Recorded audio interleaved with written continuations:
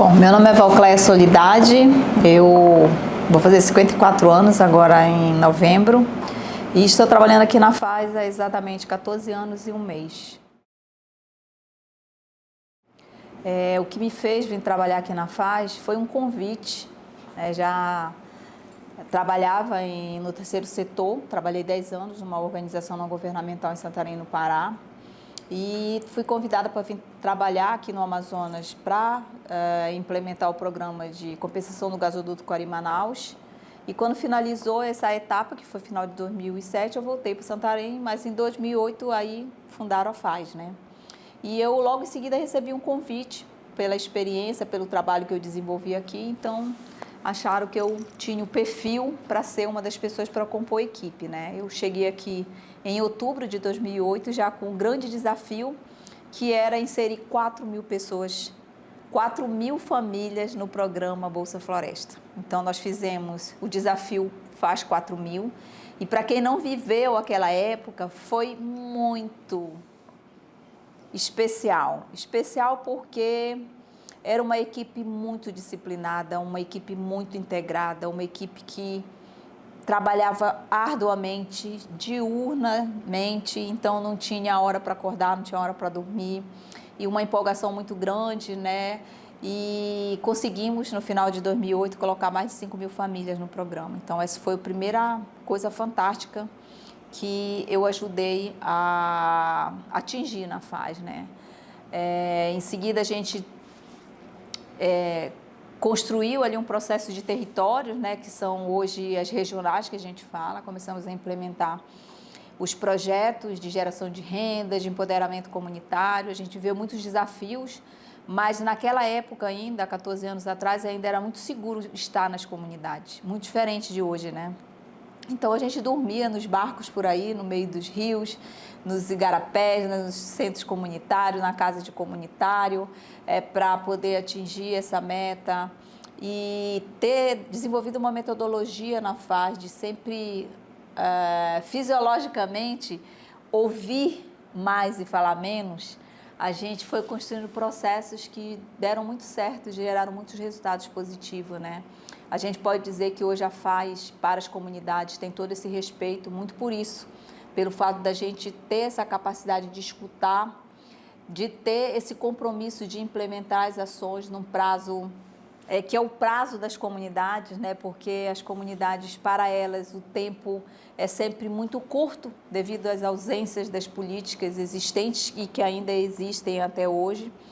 Então, ter passado todo esse processo, ter tido um crescimento dentro da FAS, comecei ali como uma mobilizadora de oficinas em 2008 e hoje está assumindo um papel de superintendência, de gestão, que me cobra muita responsabilidade disso, porque eu lido com as pessoas. Eu tenho que pensar que a instituição tem um nome a zelar, eu tenho sempre que ter o cuidado de olhar para as pessoas que trabalham na instituição e entender quais são as suas expectativas, né? A gente tem que se preparar muito para isso, sempre olhar à nossa volta, olhar para dentro da gente também, né? Avaliar o que nós temos de potencialidade, poder, de uma certa forma, externalizar isso para a equipe, manter a equipe motivada diante do cenário que a gente vive. E teve muitas experiências muito bacanas, mas também tiveram experiências muito tristes. E uma, assim, que me gera emoção, que talvez eu até chore agora ao falar sobre ela, foi quando eu recebi uma ligação do filho da dona Raimunda Saracá, em plena pandemia, dizendo que a mãe dele precisava de oxigênio. E naquele dia eu confesso que eu não pensei em mim, não pensei no vírus que estava lá fora, do Covid, e eu fui para a fila do oxigênio. Naquela hora ali, eu recebi ligações de muitas pessoas, parentes, pessoal da FAS mesmo ligava para mim. Val, toma cuidado, Val, para que isso? Mas naquela hora, eu pensava muito na minha história como pessoa que veio de comunidade, eu pensava muito nos meus pais, o que eles foram, né? O que eles representaram para o território que a gente viveu e ainda existe, que é o Quilombo de Murumuru, e o quanto que eles eram importantes para a vida comunitária. Eu pensei nisso quando eu lembrei da dona Raimunda, que foi a primeira professora do Rio Negro, que contribuiu muito para a educação de várias pessoas, como o Roberto, o Nelson. E eu, naquele momento, falei, não, eu tenho que fazer algo, né? Então, eu fui e foi um risco assim que de fato eu não calculei no momento, mas eu também não estava preocupada com isso. Mas infelizmente a dona Raimunda se foi. E aí eu poderia dizer assim, poxa, mas todo esse risco foi em vão? Eu não acredito. Acredito que quando a gente sabe aonde a gente está e qual que é o nosso papel nesse mundo, e quando a gente tem clareza disso, a gente não pensa e não reflete muito sobre as consequências, né? Então, eu sempre, quando decidi trabalhar para o terceiro setor e para as comunidades, eu lembro muito da minha história lá atrás, que quando viver num lugar onde não tem infraestrutura, onde a política pública é muito ruim, quando você não tem educação e você tem que largar os laços de família para poder você buscar novas oportunidades, foi isso que aconteceu com a minha família. Eu sempre sei por que eu estou aqui e o que eu quero para os próximos 15 anos da FAZ. É que a FAZ continue sendo essa organização inovadora, que não tem limite, que não tem fronteira.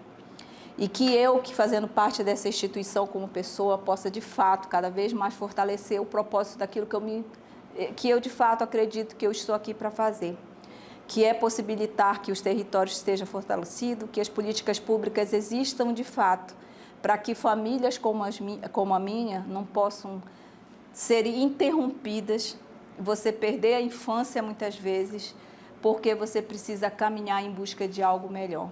Então, eu acho que o nosso papel como instituição é fazer o máximo para levar o melhor para dentro das comunidades.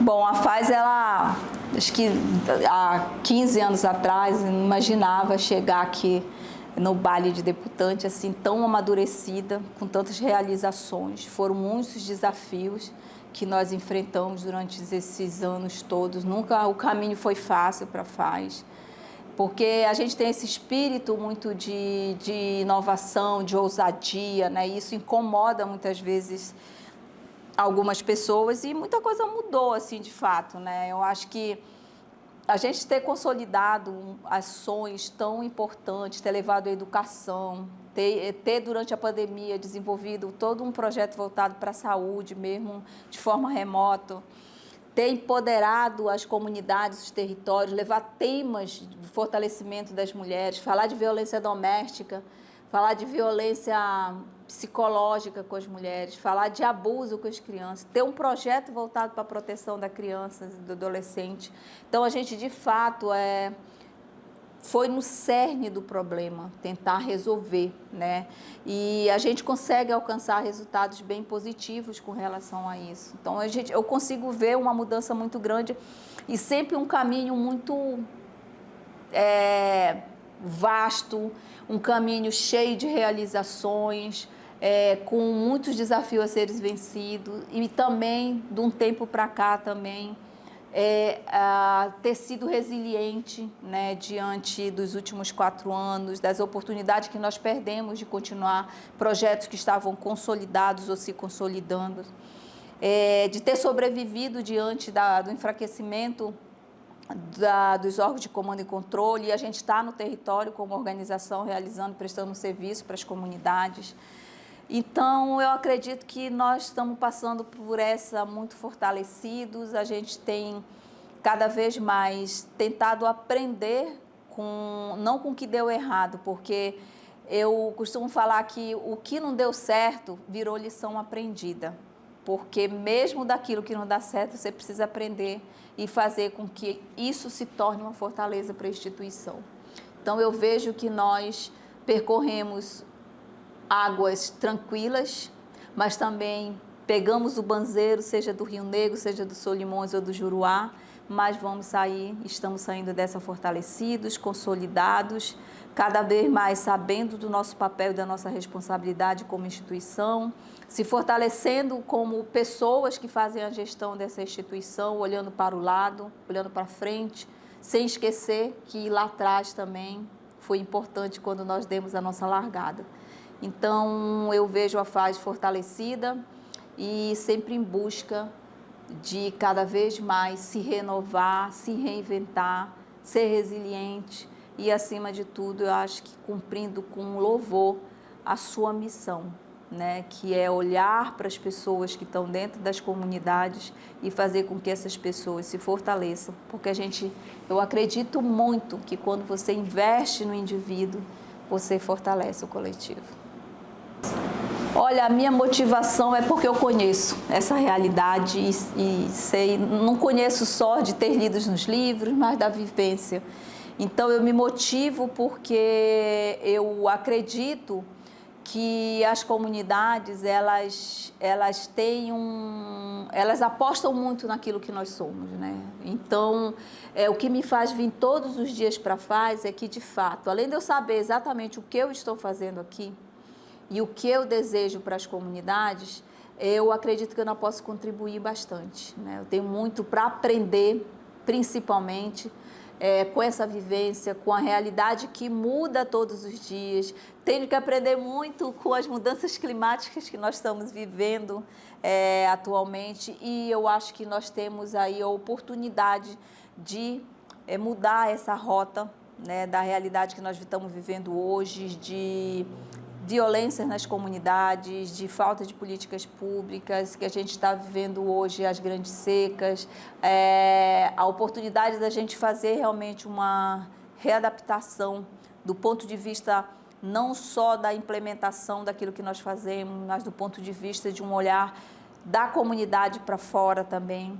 Então, a minha motivação está muito ligada naquilo que nós precisamos avançar e continuar, porque o nosso trabalho, ele tem mostrado resultados muito importantes, mas mesmo assim a gente já tem muito que contribuir, muito que fazer. Bom, eu cheguei aqui, né, sem nenhuma pretensão, nunca tive pretensão de estar, inclusive, onde eu estou hoje. Se era algo que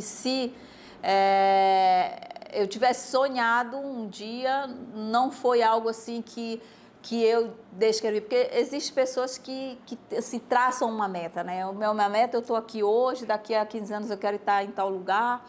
Eu nunca pensei dessa forma, né? Então, quando eu vim trabalhar na FAS, eu vim porque eu queria continuar a fazer o que eu sempre gostei de fazer, que é trabalhar nas comunidades, né? De viajar, de estar com as pessoas, de ouvir as pessoas, né? Eu nunca tive esse perfil de estar no escritório, no ar-condicionado. Eu gosto de subir, descer barranco, gosto de dialogar, gosto de ajudar a construir, gosto de ouvir as pessoas, gosto de aprender com as experiências, porque às vezes a gente acha que sabe bastante, mas a gente a cada dia vai se surpreendendo que a gente não sabe tanto, né?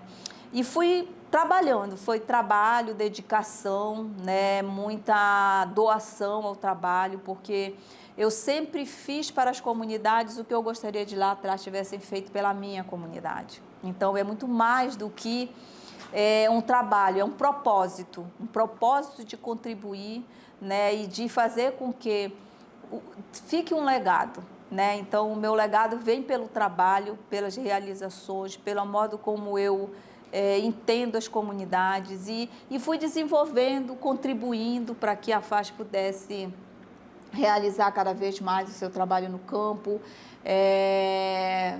sempre com muita dedicação, e fui crescendo, né? Fui ali sair de uma função de mobilizadora e alguém que fazia as oficinas, e daqui, quando eu me vejo, com um ano eu estou sendo uma coordenadora regional, mais anos depois eu já era coordenadora geral do programa Bolsa Floresta, e fiquei nessa função por 10 anos, depois transformei em gerente, né? E, por último, o convite para vir ser superintendente. Eu costumo falar, é claro que isso é motivo de orgulho, e eu sempre falo isso, o orgulho é diferente da soberba, né? Então, eu tenho orgulho de ter chegado até aqui por tudo o que eu passei e da onde eu vim. Isso é um motivo de orgulho porque eu consigo demonstrar para as pessoas que não importa de onde você vem. Quando você trabalha, quando você se dedica, quando você faz as coisas com amor e dedicação, você é capaz de chegar em lugares que você não pode nem imaginar. Superintendente é só um cargo dentro da FAS. O que eu quero deixar aqui, quando eu sair da FAS um dia, e que eu espero ainda contribuir bastante, é que as pessoas lembrem assim, a Val ela contribuiu muito para desenvolver as comunidades, ela contribuiu para que as pessoas na comunidade, de fato, pudessem ter uma vida melhor, uma vida mais digna e que a comunidade possa se desenvolver e se fortalecer, né? Então, é disso que eu falo, não é... chegar aqui foi importante, é importante, mas o diferencial disso tudo não está no cargo que você ocupa, mas nas realizações que você deixa. Porque assim, eu costumo falar que quando você põe para fora o que está no seu coração, é mais fácil, é mais suave. A Michele fala às vezes para mim, Val, você tem uma capacidade assim de falar que poucas pessoas têm, mas é porque não existe um roteiro. Eu nunca leio um roteiro. Se eu for ler um roteiro, eu sou capaz de me atrapalhar com ele. Então, eu vou falando muito, olhando para a vivência, então, tudo na minha cabeça, né? Todas as coisas que eu vivenciei, os desafios. E eu me espelho muito lá atrás, da onde eu vim, né? Porque eu acho que é importante você... Se você não tem orgulho de onde você vem, se você não tem orgulho dos pais que você teve, dos avós que você teve, se você não tem orgulho da cor da sua pele ou da sua ancestralidade, então você precisa realmente voltar lá atrás e entender por que você está aqui. Então, quando você não sabe qual é o seu papel e por que você está aqui, é difícil você expressar qualquer sentimento ou fazer qualquer realização. Então, é como se eu tivesse nascido predestinada a, de fato, ajudar a construir processo, construir histórias, fortalecer as pessoas, e estar sempre com um olhar de positividade para frente. E é claro que nós passamos por fragilidades, a gente no meio do caminho vai aprendendo também com essas questões, né? Que a gente quer que tudo seja muito lindo e maravilhoso, mas o caminho é bem diferente, né? E acho que quando você sabe de fato, e isso é uma coisa que eu tenho convicção, quando você sabe de onde você veio, você tem clareza aonde você quer chegar. Mesmo que você não planeje esse caminho, mas a vida te leva por ele. Então, é tranquilo. Olha, quando eu cheguei na fase, a gente precisava treinar a equipe, né, para ir para o campo e assim, vamos treinar o pessoal como é que é e chegar na comunidade, como é chegar na casa das pessoas. E aí a gente dava várias dicas, né? Olha, pessoal, quando você chegar assim, se alguém te oferecer uma coisa e você não gosta, não faça cara feia, mas sempre com educação. Se você não quiser, você diga, eu não posso por isso ou por aquilo, né? E dizer uma coisa, se desnude, de qualquer certeza que você acha da vida. Quando você chega na comunidade, tudo aquilo que você acha que você sabe, esqueça. Porque muitas vezes, aí você chega numa comunidade e aí você vai com aquela cabeça da pessoa urbana, que tem tudo à sua disposição, que vai ali, abre uma torneira, toca ali, acende a luz, dá uma descarga, etc. e tal. Você chega numa comunidade, não tem banheiro. Aí é a primeira dificuldade, aí você já começa a pensar aqui como urbano, mas precisa fazer um banheiro aqui nessa comunidade, tem que ser assim, assado, aí você já faz 1000 projetos, né? Então já projeta ali um banheiro, já projeta aquilo. Aí quando você vai escutar as pessoas e pergunta quais são as principais necessidades, o banheiro é a última coisa que as pessoas vão perguntar. Por quê? Porque elas estão acostumadas com aquela realidade. Quem não está acostumado é você. Então, é muito importante, quando você chega num lugar, você olhe sua volta, olhe para o ambiente e, nesse momento, deixe de lado o que você deseja, mas pense que você está ali para realizar o desejo do outro. Então, escute o que o outro quer e o que o outro deseja, e só assim você, de fato, vai poder realizar as coisas de forma cada vez mais claras e atendendo o interesse do terceiro. E nessa sistemática tem uma lição muito interessante, eu tomando uma oficina, né, e a gente chegou dizendo, olha, aqui a gente trouxe o orçamento, é tanto para geração de renda, tanto para a infraestrutura social, tem um recurso que vai para a associação, mas aqui é vocês que decidem o que a gente vai aplicar, né. E aí a comunidade disse, ótimo, o pessoal trabalha lá com plano de manejo, e aí vão fazer, a gente quer uma marcenaria aqui. Aí eu comecei a olhar em volta da comunidade, estava eu e, na época, um rapaz que trabalhava no Idesão, o Eduardo Riso, né, que chamam de Garga, para ele hoje ele está trabalhando na CEPROM.